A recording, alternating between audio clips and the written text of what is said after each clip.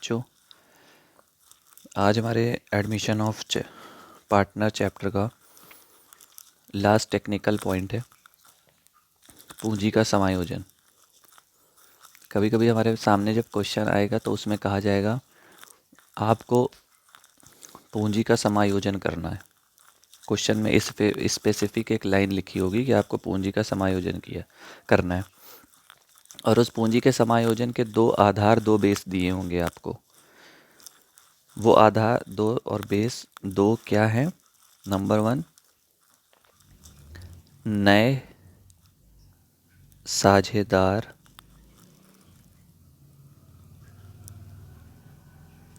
की पूंजी के आधार पर पुराने साझेदारों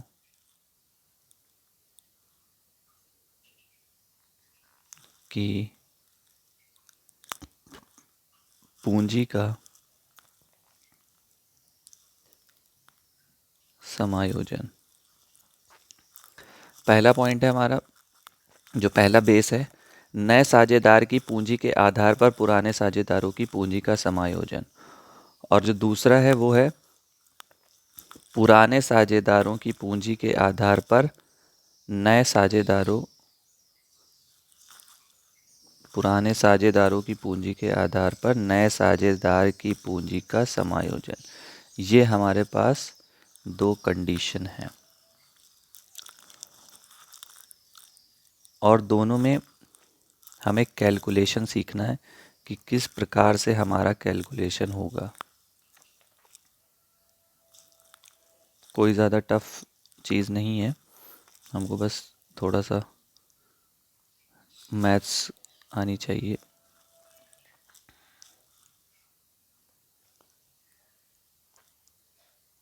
ठीक है, पुराने साझेदारों की पूंजी के आधार पर नए साझेदार की पूंजी का समायोजन। दो पॉइंट है हमारे पास। तो पहला हम सीखेंगे एक एग्जाम्पल के थ्रू। उससे पहले एक दो पॉइंट लिख लेते हैं। पहला है हमारा नए साझेदार की पूंजी के आधार पर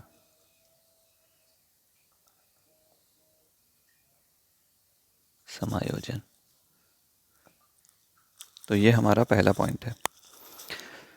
इसमें होता क्या है कि जब कोई नया पार्टनर आता है तो उसका एक स्पेसिफिक हिस्सा होता है, 1/4, 2/4, 3/4, 1/2, 1/3, जितना भी कोई भी हिस्सा वो हो सकता है उसके अनुपात के अनुसार। ठीक है, और वो अपने हिस्से के लिए पूंजी और ख्याति दोनों चीज़ लाता है। ये हम दो चीज़ पिछले टॉपिक्स में सीख चुके हैं। ख्याति ज़रूरी नहीं लाएगा, कैपिटल तो लाता ही लाता है। बिना कैपिटल के उसको एंट्री कैसे मिलेगी पार्टनरशिप में?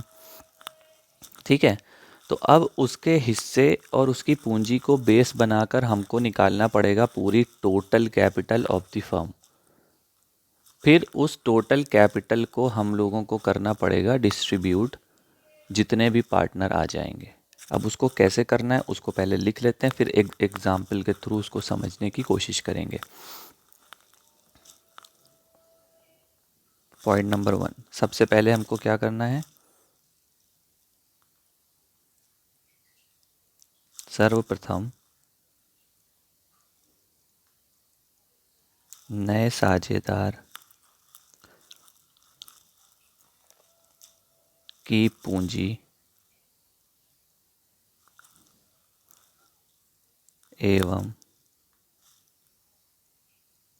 लाभ के हिस्से की सहायता से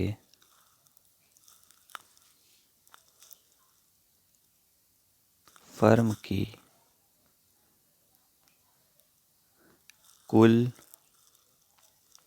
पूंजी ज्ञात की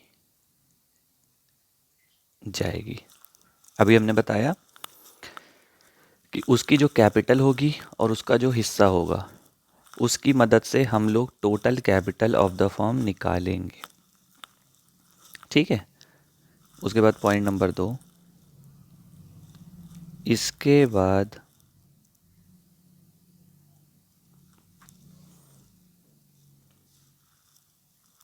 सभी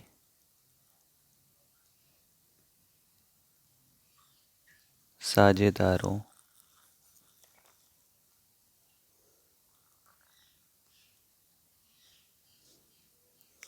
इसके बाद सभी साझेदारों की पूंजी की गणना इसके बाद सभी साझेदारों की पूंजी की गणना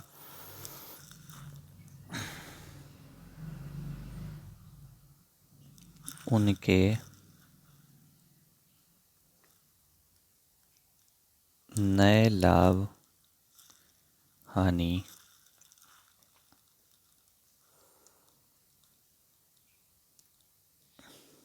अनुपात में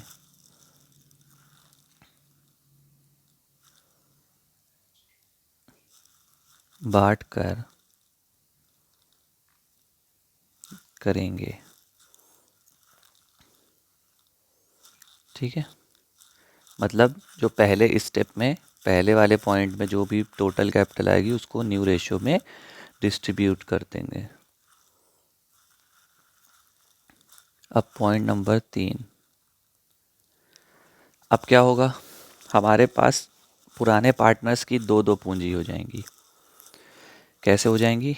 एक कैपिटल वो होगी जो क्वेश्चन में दी होगी और एक कैपिटल होगी जो हम इन दोनों स्टेप से कैलकुलेट कर लेंगे। अब उन ज़रूरी नहीं है कि वो दोनों कैपिटल सेम आए, तो जब उसमें कोई डिफरेंस आएगा तब हमको क्या करना पड़ेगा, ये हमारा थर्ड स्टेप है। यदि किसी साझेदार की वर्तमान पूंजी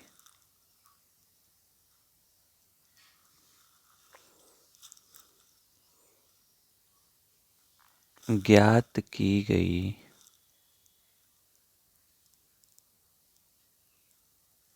पूंजी से अधिक या कम है तो उसे क्रमशः निकाला व लाया जाएगा। यह भी बात समझ में नहीं आएगी, इसको अभी समझाते हैं। ज्ञात कहाँ से होगी? स्टेप नंबर 2 से। ठीक है। अब आइए चलिए एक क्वेश्चन करते हैं, उसमें उसके बाद समझने की कोशिश करते हैं। एग्जाम्पल,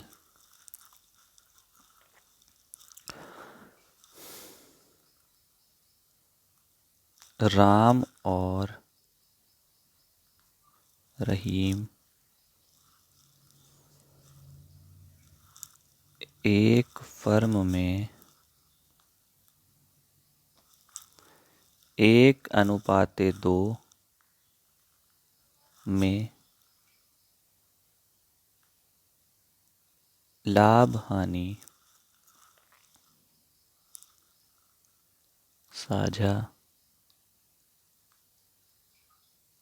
करते हैं। उनकी पूंजी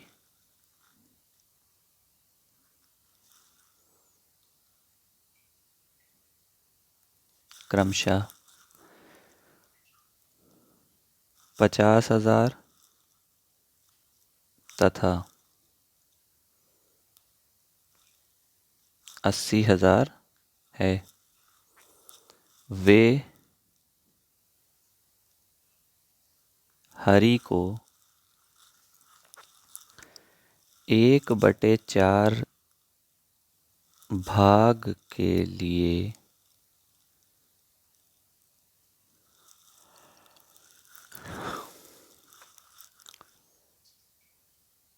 फर्म में प्रवेश देते हैं। हरी 50,000 रुपये पूंजी के रूप में लाएगा।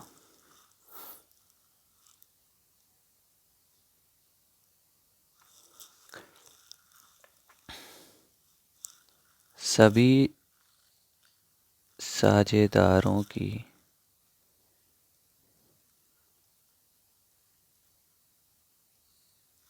पूंजी नए साझेदार की पूंजी के आधार पर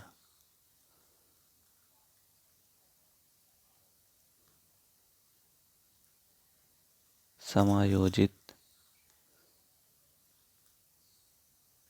कीजिए।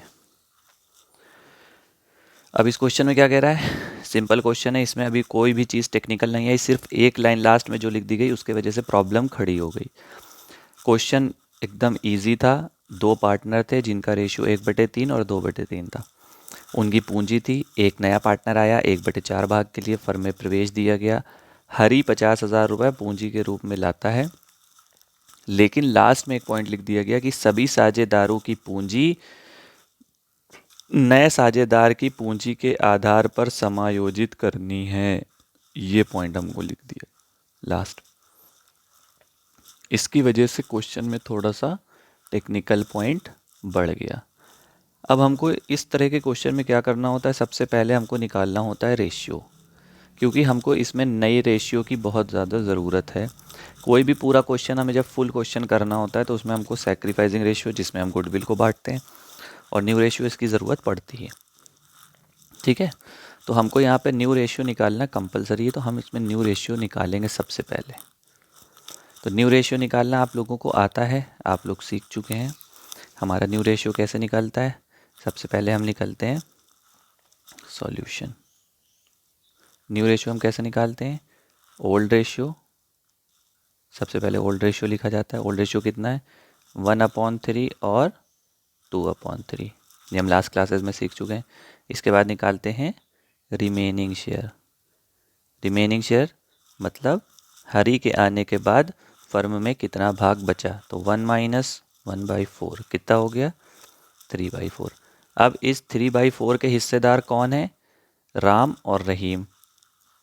तो यहाँ पे हम लिख देते हैं राम्स न्यू शेयर। कितना हो गया? 3/4 का मतलब मल्टीप्लाई 1/3, कितना हो गया? 3/12। हम यहाँ पे इसको सिंप्लीफाई नहीं करते, लास्ट में डायरेक्टली सिंप्लीफाई कर देंगे। यहाँ भी आप सिंप्लीफाई कर सकते हैं। रहीम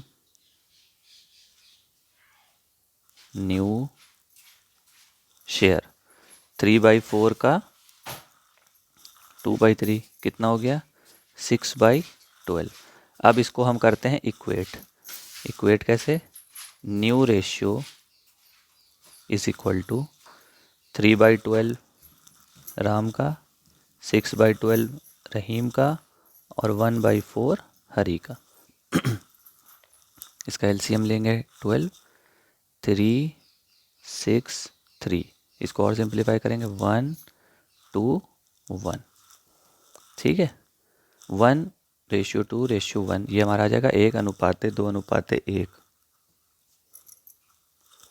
ठीक है, तो नया अनुपात हो गया 1/4, 2/4 और 1/4। ठीक, अब हमको यहाँ पे कह के आ रहा है कि सभी साझेदारों की पूंजी को नए साझेदार की पूंजी के आधार पर समायोजित करनी है। तो यहाँ पे हमको अब कैलकुलेट करना पड़ेगा सबसे पहले टोटल कैपिटल ऑफ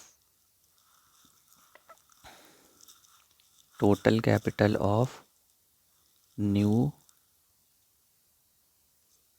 फॉर्म। ठीक है, कैसे कैलकुलेट होगा? न्यू फॉर्म नहीं, total capital of the form. तो समायोजित करना है किसके हिस्से के आधार पर? हरि के। 1/4 भाग के लिए 50,000 रुपये लेके आया। तो अगर 1/4 भाग के लिए 50,000 लेके आया तो पूरे एक भाग के लिए कितना लाएगा? मतलब एक भाग, पूरी फर्म एक होती है, एक हिस्सा यहाँ देखिए माइनस किया गया था। तो पूरी, अगर किसी एक हिस्से का 1/4 भाग 50,000 है तो पूरे हिस्से का कितना होगा? मतलब जैसे ये एक हमारा प्लॉट है, ठीक है, ये एक हमारा प्लॉट है और इसमें 3 हिस्सेदार हैं, ए, बी और सी। और यहाँ पे बताया गया कि सी जो है, सी का इतना हिस्सा है इसमें 1/4 भाग, और इसकी कीमत है 50,000। तो इस पूरे की कीमत क्या होगी, ये हम कैसे निकालेंगे? तो हम इसका इक्वेशन के थ्रू निकालेंगे। कैसे निकालेंगे? अगर 1/4 भाग की कीमत है 50,000, तो 1/4 भाग की कीमत है 50,000, तो एक की कीमत क्या होगी? 1 बराबर 50,000 गुणे 4/1। इसका उल्टा हो जाता है, कितना आ जाएगा ये? 2 लाख। ठीक है, तो total capital of the firm कितनी हो गई? कुल पूंजी फर्म की कितनी हो गई? 2 लाख रुपए हो गई। ये मैथमेटिक्स है, इसमें कोई प्रॉब्लम नहीं होनी चाहिए। 2 लाख रुपए हो गई। ठीक, अब हमको निकालना है राम, रहीम और हरि की न्यू कैपिटल। तो यहाँ पे हम लिखें राम न्यू कैपिटल। कैसे निकलेगी? टोटल कैपिटल कितनी है? 2 लाख। इसमें राम का कितना हिस्सा? 1/4। कहाँ से आया? न्यू रेशियो हमने कैलकुलेट कर लिया है। ठीक है, कितना आ गया? 50,000। ठीक, इसके बाद रहीम का कितना हिस्सा? रहीम्स न्यू कैपिटल कितना हिस्सा? 2 लाख इंटू 2/4 कितना आ गया? 1 लाख। और तीसरा पार्टनर हमारा हरी। हरी की कैपिटल कुछ भी चेंज नहीं होगी क्योंकि उसी की कैपिटल को तो हमने आधार माना है, फिर भी हम कैलकुलेट करके दिखा देते हैं। 2 लाख इंटू 1/4 कितना आ गया? 50,000। ठीक है, तो राम की न्यू कैपिटल निकल आई 50,000, रहीम की निकल आई 1 लाख और हरी की निकल आई 50,000। अब डिफरेंस कितना आ रहा है? राम की कैपिटल